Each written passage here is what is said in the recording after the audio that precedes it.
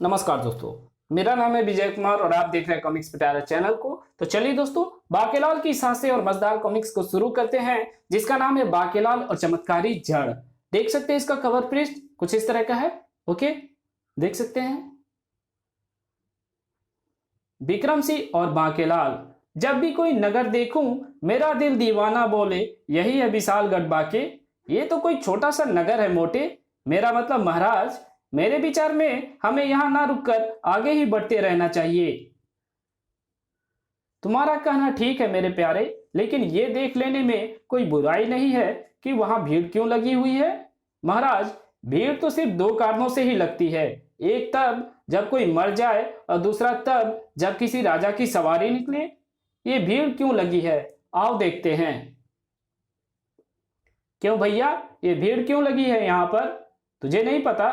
तब तो तुम निश्चित रूप से इस छोटा नगर में नए आए हो। छोटा नगर में जरूर नए आए हैं, मगर इस दुनिया में नए नहीं हैं। अब बताओ कि यहाँ भीड़ क्यों लगी है। तो फिर सुनो। ज्योतिषाचार्य श्री श्री श्री श्री श्री 1008 गुना 420 गुना 840 नरसिम्हा विष्णु देवाय प्रभु धन करतार पूरे ढीठ बदमसाए पूज पाजी आए घोर कलयुगी ज्योतिषी लंबे नाम जी महाराज पूरे 3 माह पश्चात आज अपनी भूत समाधि तोड़कर बाहर निकलेंगे।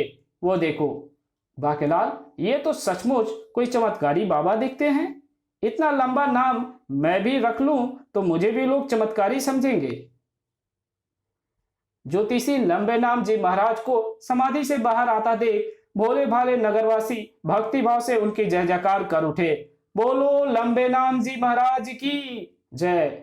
हे कृपया निधान, हमारे कष्ट दूर करो। क्या कष्ट है बच्चा? चमत्कारी लंबे नाम जी महाराज का शरीर एक ब्रिज के नीचे चबूतरे पर जा पहुंचा और कृपया निधान, मेरी मूछें नहीं है, जिस कारण मेरी बीबी मुझे मुचमुंडा भाई मुचमुंडा कहकर चिढ़ाती है। जा बच्चा, तेरे घर के आंगन में जो घास उगी है उसे पीस कर उसका लेप लगा, तेरी समस्या हल हो जाएगी। अगला। बाकेलाल, अगर तुम्हारी बीबी ने भी ऐसा ही कहा तो उसकी चूटियां काटकर अपनी मूछों पर लगा लूंगा। तब अचानक विक्रम सिंह को सूझा एक विचार। ओह बाकेलाल, क्यों ना हम लंबे जी महाराज से विशालगढ़ का पता पूछे। अगला। तब विशालगढ़, ओह वहां पहुंचने के लिए तुम्हें उत्तर दिशा में 7 समुंदर पार करने होंगे। 7 समुंदर पार है हमारा प्यारा विशालगढ़। ओह, तभी तो हम नगर नगर भटक रहे हैं और विशालगढ़ तक नहीं पहुंच पा रहे हैं, क्योंकि अभी तक समुद्र तो हमने पार ही नहीं किया। हे कृपया निधान, आप तो अंतर्यामी हैं। विशालगढ़ में मौजूद मेरी पत्नी स्वर्णलता, मेरे पुत्र और वहां की जनता की कुछ खोज खबर भी दे। लंबे नाम जी महाराज तुरंत ध्यानमग्न हो गए। तब उन्होंने कहना आरंभ किया, विशालगढ़, जिसकी बागडोर तुम्हारे बाद रानी स्वर्णलता ने संभाल ली, लेकिन तुम्हारे वियोग में रानी स्वर्णलता ये जिम्मेदारी ठीक से ना निभा पाई। जब हृदय से ही टूट गया, हम जी कर क्या करेंगे। तुम्हारे वियोग में वह सूख कर तिनका हो गई है। महामंत्री धर्म सिंह रानी स्वर्णलता के दुख को समझते हैं, लेकिन वे भी विवश हैं रानी के इस दुख को कम करने में।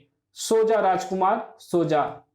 रानी इस प्रकार गमगीन हो गई तो प्रजा रानी के गम में सूख कर तिनका हो जाएगी। मुझे अभी से उन तिनकों को विशाल झाड़ू बनने की व्यवस्था कर लेनी चाहिए। व्यवस्था में हुई उस ढील का लाभ उठाने की चेष्टा में है सेनापति मरखप।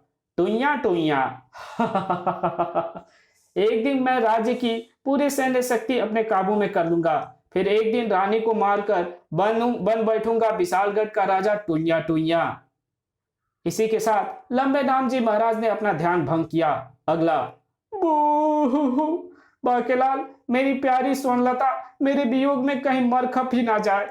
वाह, फिर उसके वियोग में मरेगा यह मुच्छर और मेरा रास्ता साफ। उस मरकब को तो मैं देख ही लूंगा। राजा विक्रम सिंह और बाकेलाल उत्तर दिशा को प्रस्थान कर रही उस विशाल नौका पर सवार हो गए। बाकेलाल, हम ठीक समय पर यहाँ पहुंचे, अन्यथा अब दूसरी नौका अगले माह से ही यहाँ से प्रस्थान करेगी। हाँ, एक तरह से ये अच्छा ही हुआ, वरना आपकी जिंदगी एक माह और लंबी हो जाती।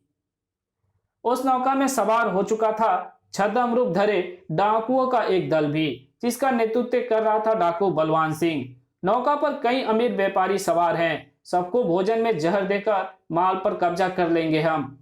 निश्चित समय पर नौका ने वहां से प्रस्थान किया। बाकेलाल, विशालगढ़ पहुंचते ही सबसे पहले हम उस शैतान सेनापति मरकब की खबर देंगे। हाँ, लेकिन जब मेरे धक्के से समुद्र में गिरकर मछलियों का भोजन बनने से बच जाएगा तब ना। खाना तो यात्रियों को परोसा जाने लगा है सरदार। अभी सफर शुरू हुए ज्यादा समय नहीं हुआ है। इस बार हम कच्चे भोजन में ही जहर मिला देंगे। चलो भोजन कर लें।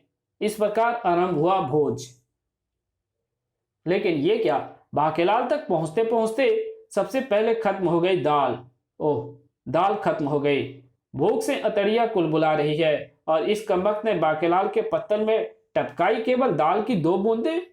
गुर्र, फिर भात। ओह, भात पूरा हो गया, लेकिन सिकंडी के लिए इतना भी काफी है। अब बचे हुए अपने खाने में से हम इसे खाने देने से रहें। अब आई खीर, लेकिन ओह, खीर खत्म। इस छोटी मूछ वाले की किस्मत में खीर खाना नहीं लिखा। तो क्या हुआ, भरपेट खाना तो इसने खा ही लिया है। अब खीर नहीं खाएगा तो क्या भूखा मर जाएगा। सुरुप गुर्र, काजू बादाम किशमिश, वाह क्या खीर बनी है। यम यम। इस प्रकार सब अपना अपना भोजन समाप्त कर उठ खड़े हुए। बाकेलाल के साथ ये अन्याय। खाना लाओ। दौड़ा दौड़ा आया नौका का मालिक। बाकेलाल जी, नौका के लंबे सफर में खाना केवल एक ही बार मिलता है। ज्यादा खाने से उल्टियां लगने का भय रहता है। मगर मुझे तो खाना मिला ही नहीं। भूख से मेरी आंतें कुलबुला रही है। ये झूठ बोलता है। हमने सभी यात्रियों की तरह इसे भी दाल भात और खीर परोसी है। इसके पत्तल में जूठन अभी भी बची हुई है। मैंने इसे औरों से ज्यादा खीर दी है। बाकेलाल, तुम्हें भूख अधिक लगी थी तो तुम मुझसे कह देते। मैं अपने भोजन का भी कुछ भाग तुम्हें दे देता, किंतु तुम्हें इस प्रकार झूठ नहीं बोलना चाहिए। मगर महाराज, मैं तो। बाकेलाल की एक ना सुनी गई और बेचारे बाकेलाल को भूखा ही रहना पड़ा। बाकेलाल का तन बदन बदले की आग में जलने लगा। ऐसे मजा चखाऊंगा कि सबको नानी याद आ जाएगी। इधर डाकुओं को जिस सुनहरे अवसर की प्रतीक्षा थी वो उसी रात उन्हें मिल गया। जल्दी करो, खाने के सामान की कोई जहर मिलने से ना छूटे। सुबह के नाश्ते के बाद सभी यात्री समुद्र की मछलियों के नाश्ते के लिए तैयार हो जाएंगे। तभी आहट सुनकर सभी डाकू भाग निकले और वहां प्रवेश किया बाकेलाल ने। यहाँ रखी है खाने पीने की सभी वस्तुएं। उफ, चलती नौका में मुझे अपना संतुलन बनाए रखना होगा ताकि मैं गिर ना पड़ूं। और ये है वो जगह जहां से कचरे को समुद्र की लहरों के हवाले कर दिया जाता है। लेकिन अब मैं नौका में मौजूद सारे खाद्य पदार्थों को उठाकर फेंक दूंगा समुद्र में। अब देखूंगा कि सुबह सबको भोजन कहां से मिलता है। एक एक करके बाकेलाल बोरियां समुद्र में फेंकता चला गया। लेकिन अनाज से भरी आखिरी थैली को बाकेलाल ने जैसे उठाया, नौका की तेज गति के साथ हिलने से वो बुरी तरह से लड़खड़ा गया और ओह, इसी के साथ बाकेलाल की एक जूती भी उसके पांव से निकलकर ना जाने कहां जा गिरी। उफ, जूती ढूंढने के चक्कर में रहा तो पकड़ा जाऊंगा। अपने ही चीख से बुरी तरह से घबरा गया बाकेलाल। तब बचा हुआ फलों का वो टोकरा उठाकर भाग लिया। ये फल तो मैं साथ लेता चलूं, वरना मुझे भी भूखा रहना होगा।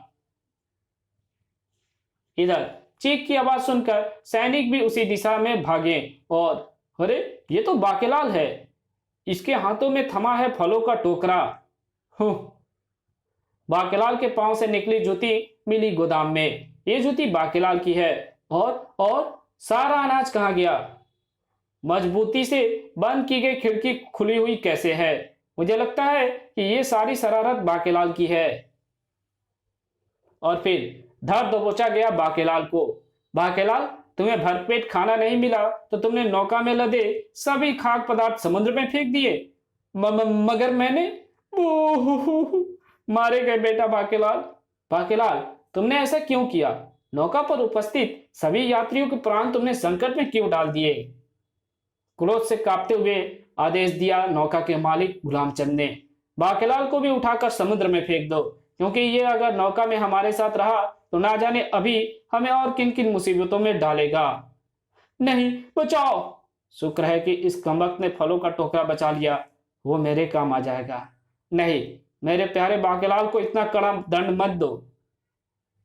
लेकिन विक्रम सिंह के कुछ कर पाने से पूर्व भी बाकेलाल उछाला जा चुका था अथाह समुद्र की लहरों में। बचाओ! तभी नौका को एक तेज झटका लगने से एक तरफ रखे पक्षियों के पिंजरे का दरवाजा अचानक ही खुल गया और ची ची ओफ मेरा बाके। पक्षी पूरे कक्ष में छितरा गए और वे झपट पड़े फर्श पर गिरे अनाज के दानों पर। ची ची ची ची। अरे बचाओ अनाज को। नौका पर अब केवल इतना ही अनाज बचा है और इस सुंदर पक्षियों को भी हम मार कर नहीं खा सकते, क्योंकि ये बावला नगर के राजा के पक्षी हैं। लेकिन ये क्या? दाना चुगते ही तुरंत कई पक्षी फर्श पर गिरकर तड़पने लगे। इन्हें क्या हुआ?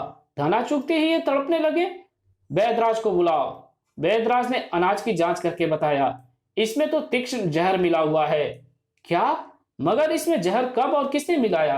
अब समझ में आया कि बाकेलाल ने सारा अनाज समुद्र में क्यों फेंक दिया, क्योंकि बाकेलाल को पता चल गया था कि अनाज में जहर है।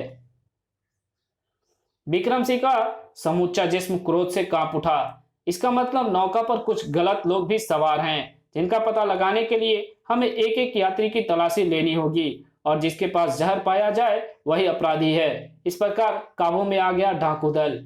ये जहर की शीशियां हैं। जहर की शीशियां? ओह, यही असली अपराधी। पकड़ लो इन्हें।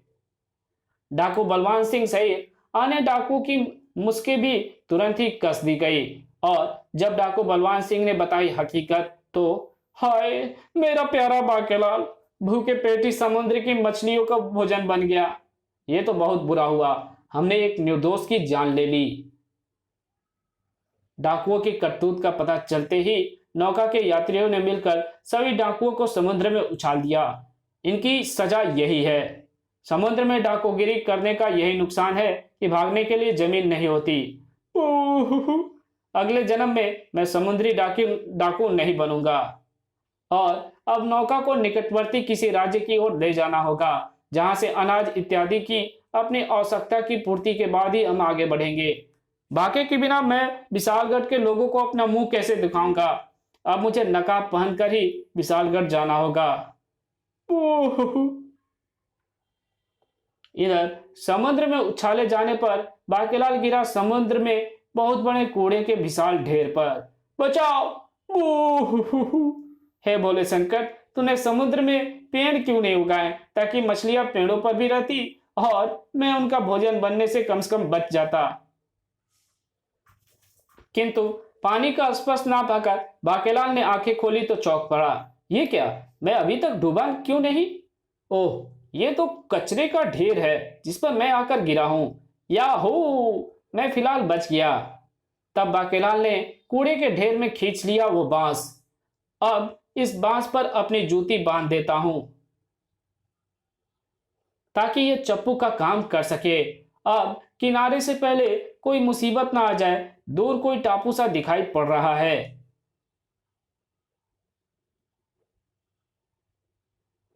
याहू, वो मारा पापड़ वाले को। अब मैं हमेशा के लिए बचता नजर आ रहा हूं। तेरी लीला भी अपरंपार है भोले शंकर। कभी तू मेरी लुटिया डुबो देता है और कभी डूबते को देता है। तिनके का सहारा। इस बार तो तूने तिनके को ही पूरी जमीन ही भेज दी। किनारे पर कूदकर याहू! बाके ने फिर पीछे मुड़कर नहीं देखा। उधर सुंदरनगर में आ चुकी थी वो नौका भी। मेरा लाल, मेरा प्यारा बाकेलाल। अब बाकेलाल की ये जूती ही मेरे पास निशानी के रूप में रह गई है। सुंदरनगर समुद्र किनारे बसा हुआ एक सुंदर नगर था। लेकिन पिछले कुछ दिनों से सुंदरनगर के निवासियों पर एक अजीब मुसीबत टूट पड़ी थी। जल्दी से जल्दी शहर में फैला ये कूड़ा करकट साफ करना होगा, वरना महामारी फैलने का भय है। कई बैलगाड़ियों में लाद कर शहर से बाहर फेंक देने के बाद भी अभी बहुत सारा कूड़ा वहां फैला पड़ा था। वैक, मुझे तो कूड़े के नाम से ही घिन आ रही है। लेकिन जितना साफ करता उतना ही वो कूड़ा उड़कर वहां पहुंच जाता था। ठीक इसी तरह कूड़ा ही कूड़ा, उफ, और कूड़ा, कूड़े की आंधी चल रही है। इस कहानी को यही खत्म करते हैं। इसके आगे कहानी पढ़ेंगे इसके पार्ट 2 में। तो मिलते हैं इसके दूसरे पार्ट में, तब तक के लिए बाय। वीडियो अच्छी लगी तो वीडियो को लाइक कर देना, चैनल पे नए हो तो चैनल को सब्सक्राइब कर देना और एक अच्छा सा कमेंट भी कर देना। मिलते हैं इसके दूसरे पार्ट में।